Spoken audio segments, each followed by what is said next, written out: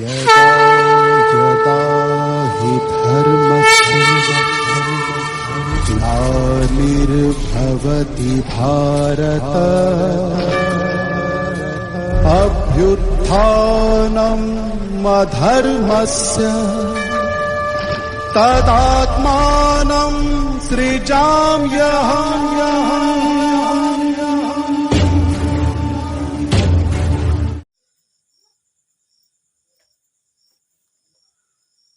दोस्तों, आज हम लोग जीव विज्ञान का परिचय से संबंधित बनने वाले जितने भी प्रकार के प्रश्न हैं उन सारे प्रश्नों को देखेंगे कि किस किस प्रकार के ये प्रश्न जीव विज्ञान के परिचय से संबंधित आते हैं।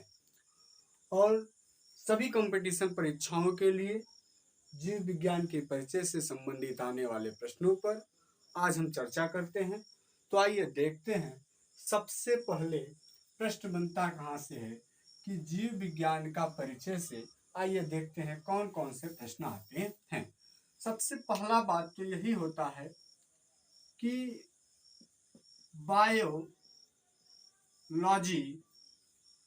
बायोलॉजी जो शब्द है ये किसने दिया। तो हम कहेंगे कि बायोलॉजी जो शब्द है, बायोलॉजी शब्द सर्वप्रथम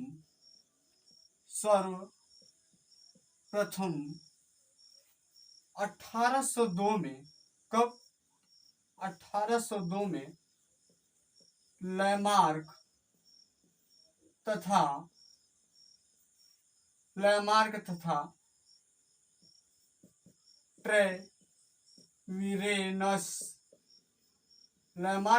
ट्रेविरेनस नामक वैज्ञानिक ने दिया। अगर कहा जाए कि बायोलॉजी शब्द का प्रयोग सर्वप्रथम किसने किया तो हम किसको बताएंगे? बायोलॉजी शब्द का प्रयोग सर्वप्रथम लैमार्क तथा ट्रेविरेनस ने किया था। ठीक। अब दूसरी बात आती है कि जो बायोलॉजी शब्द है, क्या बायोलॉजी जो शब्द है ये किस भाषा से लिया गया है? तो बायोलॉजी शब्द ग्रीक भाषा से लिया गया है। किस भाषा से लिया गया है? ग्रीक भाषा से लिया गया है। दूसरा प्रश्न ये बन के आता है कि बायोलॉजी शब्द किस भाषा से लिया गया है। तो बायोलॉजी शब्द जो है ये ग्रीक भाषा से लिया गया है। ये दो प्रश्न इस तरह हुए। तीसरे प्रश्न बात आती है कि बायोलॉजी है क्या? क्या बायोलॉजी क्या है? बायोलॉजी क्या है, या बायोलॉजी किसे कहते हैं, या बायोलॉजी की जो परिभाषाएं हैं वो क्या है? आइए देखते हैं। तो जो बायोलॉजी की एक परिभाषा आप सदियों से पढ़ते चले आए हैं कि विज्ञान की वह शाखा, क्या? विज्ञान की वह शाखा जिनके अंतर्गत समस्त जीवधारियों का क्या किया जाता है? अध्ययन किया जाता है, उसे हम क्या कहते हैं? बायोलॉजी कहते हैं। अब ये तो परिभाषा हुआ। परिभाषा से पहले कुछ बातें और हमको जान लेना चाहिए कि ये जो लैमार्क साहब हैं तथा ये जो ट्रेविरेनस नामक वैज्ञानिक हैं ये दोनों कहाँ के हैं? तो लैमार्क साहब जो थे, ये जो लैमार्क साहब हैं, ये लैमार्क ये फ्रांसीसी वैज्ञानिक है। कौन से वैज्ञानिक हैं? फ्रांसीसी वैज्ञानिक। और ट्रेविरेनस नामक जो वैज्ञानिक हैं ये कौन से वैज्ञानिक हैं? तो ये जर्मन वैज्ञानिक हैं। कौन से वैज्ञानिक हैं? जर्मन। तो हम कहेंगे कि लैमार्क कहाँ के हैं? फ्रांसीसी वैज्ञानिक हैं। और ट्रेविरेनस कहाँ के हैं? तो जर्मन वैज्ञानिक है। अब चर्चाएं करते हैं कि बायोलॉजी क्या है। हमने कहा कि विज्ञान की वह शाखा, क्या? विज्ञान की वह शाखा जिनके अंतर्गत समस्त जीवधारियों का अध्ययन किया जाता है उसे हम क्या कहते हैं? बायोलॉजी कहते हैं। बट लेकिन क्यों कहते हैं? हम ये क्यों नहीं कह दिए कि विज्ञान की वह शाखा जिनके अंतर्गत समस्त जीवधारियों का अध्ययन किया जाता है उसे हम भौतिक विज्ञान कहते हैं, उसे हम रसायन विज्ञान कहते हैं? क्यों नहीं कह दिए? इसलिए नहीं कह दिए कि किसी चीज का नाम पड़ता है तो उसका कुछ मतलब और अर्थ होता है। उसी मतलब और अर्थ के आधार पर विज्ञान के अंतर्गत सभी नाम रखे गए हैं। तो आइए इसका क्या मतलब है कि आइए देखिए बायोलॉजी का जो ये बायोलॉजी है ये दो शब्द से मिलकर बना है। किन शब्दों से? एक बायोस और दूसरा क्या? लोगस। इस बायोस का मतलब होता है लाइफ, LIFE, और इस लॉगस का मतलब होता है एसटीडी, STUDY। अब इसको हम पूरा मिला के लिख सकते हैं, इसको पूरा मिला के लिख सकते हैं STD of life, STUDY, STD of life. क्या लिख सकते हैं?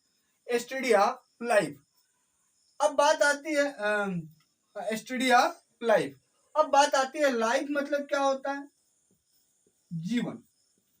ऑफ मतलब का, एसटीडी मतलब अध्ययन, यानी कहने का मतलब एसटीडी मतलब अध्ययन,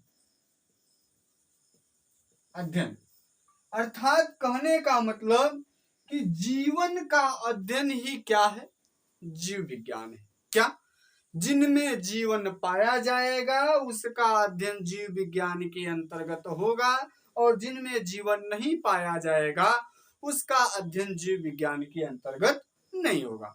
इससे साफ साफ पता चल गया। अब बात आती है कि लाइफ है क्या, जीवन है क्या? तो हम कह सकते हैं कि जीवन की परिभाषाएं स्पष्ट रूप से अभी तक तो बताई नहीं गई है, लेकिन फिर भी हम ऐसा मान लेते हैं कि सजीव पदार्थ ही क्या है? जीवन है। क्या है? क्या है? सजीव पदार्थ ही क्या है? जीवन है। अगर जीवन की परिभाषा कहा जाए तो हम कह सकते हैं सजीव पदार्थ ही क्या है? सजीव पदार्थ ही क्या है? जीवन है। सजीव पदार्थ ही क्या है? जीवन है। यानी जो सजीव होगा उसमें जीवन होगा, और उसका अध्ययन किसके अंतर्गत रखेंगे? जीव विज्ञान के अंतर्गत करेंगे। इतनी बातें समझ में आ गई। अब बात आती है कि इस जीव विज्ञान को क्या, इस जीव विज्ञान को इतनी बड़ी जिम्मेदारी दी गई है। क्या दी गई है? बायोलॉजी को इतनी बड़ी जिम्मेदारी दी गई है कि संसार के जितने भी जीव जंतु हैं सबके बारे में उनको विस्तार में बताने का काम किसके अंतर्गत है? बायोलॉजी को जिम्मेदारी है। अब ये बेचारा अकेला करेगा क्या? करेगा बहुत कुछ। जैसे क्या है कि हमारे देश से यदि सांसद विधायक को हटाकर केवल प्रधानमंत्री पद को स्थापित करके रख दिया जाए और कह दिया जाए कि इस पूरे संसार का मतलब पूरे देश का विकास करिए, तो क्या संभव है? संभव है। लेकिन जो काम आपका 10 महीना में होना है वह काम आपका 20 महीना में होगा। उसी की तरह जीव विज्ञान को जिन जीवों के बारे में 1 साल में जानकारी देना है वह कई सालों बाद जानकारी देगा। तो इसके अध्ययन की सुविधा के लिए, किसके?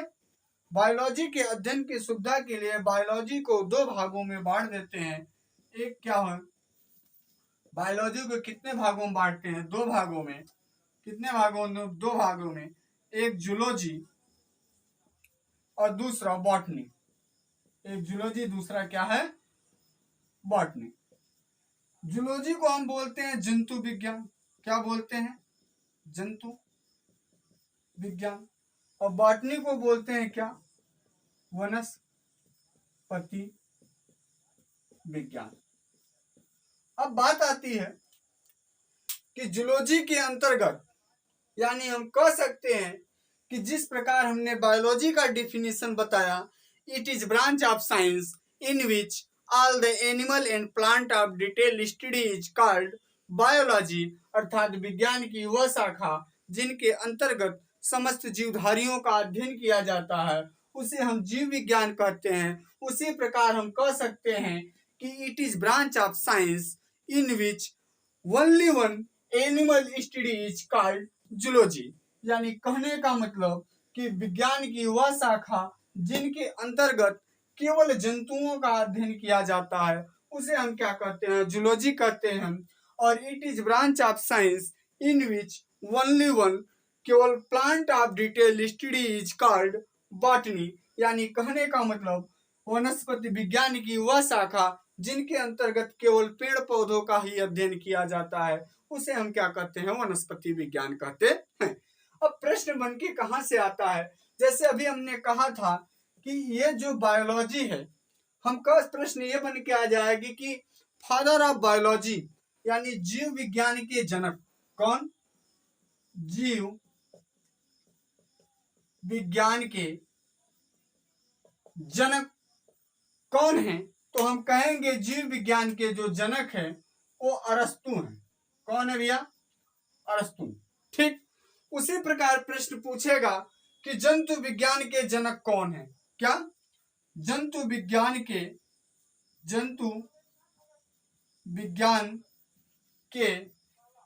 जनक कौन है, तो हम कह सकते हैं इनके भी जनक कौन है, अरस्तु। ठीक, और तीसरी बात प्रश्न बन के आएगा कि वनस्पति विज्ञान के जनक कौन है, तो हम कहेंगे कि वनस्पति विज्ञान के जनक, वनस्पति विज्ञान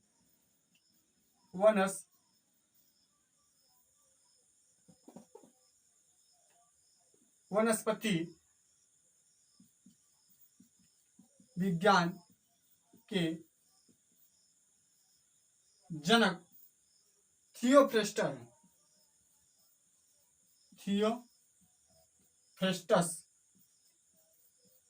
थियोफ्रेस्टस है। बात समझ में आई। अगर जनक पूछेगा तो आप आराम से बता दीजिए कि जीव विज्ञान के जनक अरस्तु, जंतु विज्ञान के जनक अरस्तु, वनस्पति विज्ञान के जनक थियोफ्रेस्टस। अब बात आती है, अब इससे देखिए संबंधित कौन कौन से प्रश्न बन के आएंगे, कौन कौन से प्रश्न पूछे जाएंगे। इन सारी प्रश्नों को एक जगह हम समावेशित कर देते हैं। उन सारे प्रश्नों को आप देख लीजिए कि एक जगह ये सारे प्रश्न किस तरह प्रश्न पूछते हैं। तो आइए देखिए, सबसे पहला प्रश्न अभी तक जो हमने बताया वहीं से प्रश्न सारे उठा के लेके आते हैं और देखिए ये सारे के सारे कौन कौन से प्रश्न बनते हैं। तो आइए देखिए, जैसा कि पहला प्रश्न बना, बायोलॉजी शब्द सर्वप्रथम किसने दिया, तो आप कहेंगे कि बायोलॉजी शब्द सर्वप्रथम लैमार्क तथा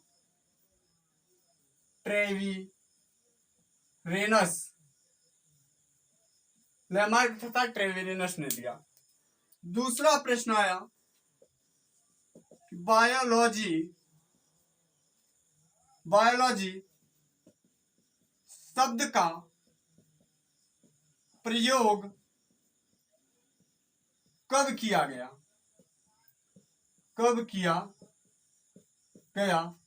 तो आप बताइए कि बायोलॉजी शब्द का प्रयोग सर्वप्रथम 1802 में किसने किया था, लैमार्क तथा ट्रेविरेनस ने। तीसरा प्रश्न बन के आता है कि बायोलॉजी किस भाषा का शब्द है, बायोलॉजी किस भाषा का शब्द है, तो आप कहिए कि जो बायोलॉजी है वह ग्रीक भाषा का शब्द है। किस भाषा का, ग्रीक भाषा का शब्द है। चौथा प्रश्न बन के आता है कि जूलॉजी तथा बॉटनी किस भाषा का शब्द है, तो यह भी किस भाषा का शब्द है, ग्रीक भाषा का शब्द है, ग्रीक भाषा का शब्द है। ठीक, पांचवा प्रश्न बन के आता है बायोलॉजी के जनक कौन है, बायोलॉजी के जनक कौन है? कौन है? तो आप बताइए, अरस्तु है। कौन है? अरस्तु। छठवां प्रश्न बन के आता है, जूलॉजी के जनक कौन है? कौन है? तो आप कहिए, जूलॉजी के भी जनक कौन है? अरस्तु। सातवां प्रश्न बन के आया कि बॉटनी के जनक कौन है? बॉटनी के जनक कौन है? तो आप बोलिए कि बॉटनी के जनक थियोफ्रेस्टस है। कौन है? कौन है भैया? बॉटनी के जनक थियोफ्रेस्टस है। बॉटनी के जनक कौन है? थियोफ्रेस्टस है। आठवां प्रश्न बन के आया, आठवां प्रश्न बन के आया कि जीवन का अध्ययन किस विज्ञान को कहते हैं? जीवन का अध्ययन, जीवन का अध्ययन किस विज्ञान को कहते हैं? तो आप बोलिए, जीवन का अध्ययन बायोलॉजी को कहते हैं, को कहते हैं। इतनी बात समझ में आई? ये 8 प्रश्न हो गए। तो ये जो कॉमन प्रश्न है, इन सारी कॉमन प्रश्न से जो बनते हैं सभी परीक्षाओं में, चाहे वो निम्न वर्ग का परीक्षा हो, चाहे वो हाई वर्ग का परीक्षा हो, चाहे वो किसी वर्ग का हो, वो टेट हो, सीटेट हो, सुपर टेट हो, टीजीटी हो, पीजीटी हो, एसएससी जीडी हो, रेलवे हो, तो कोई भी ऑल कंपटीशन की जितनी भी परीक्षाएं हैं, उन परीक्षाओं से जीव विज्ञान के परिचय से मिनिमम प्रश्न लगभग आपके कितने बन जाएंगे? 8 प्रश्न बन जाते हैं। तो 8 से 10 प्रश्न जो ये आपके बने हैं, इन 8 से 10 प्रश्न आपके हर एक परीक्षाओं में क्या आएंगे? उपयोगी साबित होंगे। और इस वीडियो को आप पूरा से पूरा देखिए, और जैसा होगा आपको मैं नेक्स्ट वीडियो जल्दी ही जीव विज्ञान की तथा अन्य जैसे हिंदी की और इतिहास की और भूगोल की और संविधान की, ये सारी क्लासेस मैं धीरे धीरे आपको प्रोवाइड कराते रहूंगा। आज के लिए इतना ही।